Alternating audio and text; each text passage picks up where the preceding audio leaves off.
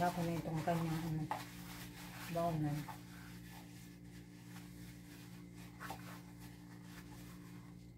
Yan, si kulit kailangan nyo dyan sa baunan nyo. Kahit na hinugasan mo na, pinabukasan. Tapos pag gagamitin mo at lalagyan mo ng kanyang baon, kailangan hugasan mo ulit. Tapos pag may naamoy na hindi maganda yan, hindi na yan kakain. Ganyan yung kasigang chicken. Kaya sa tubigan niya, talagang araw-araw ko yan hinuhugasan. Kasi pag may naamoy siya dyan, ayawan na naman yung ayawan niya naman yung tubig. Hindi naman yan iinom maghapon. Kaya bibili siya sa kantin. Ayan, ganyan yung batang yan. Masilang masyado.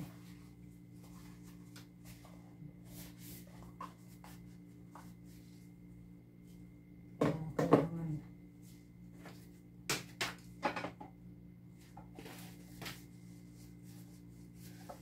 nilinisin mabuti.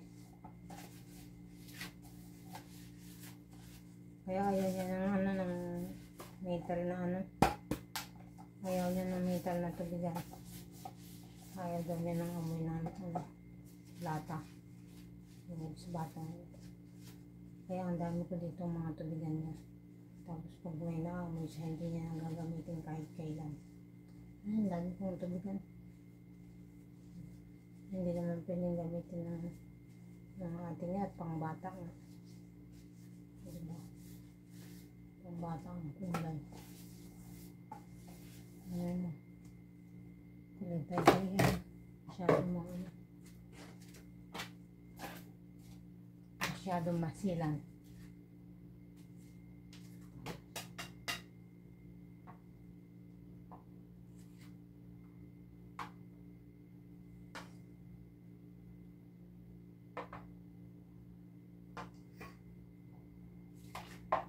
Tapos sa kantina, ayaw niya na kumain.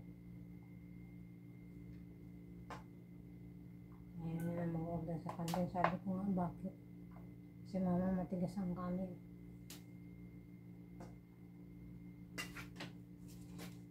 Matigas ko yung kanin.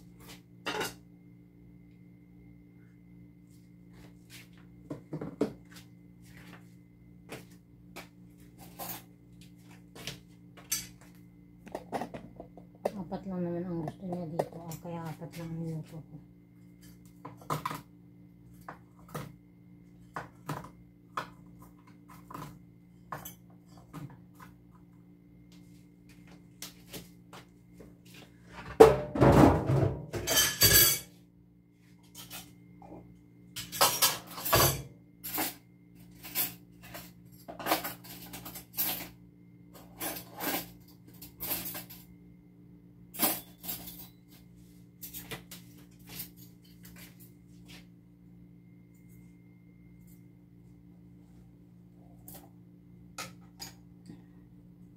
Dadali ko na ito dito.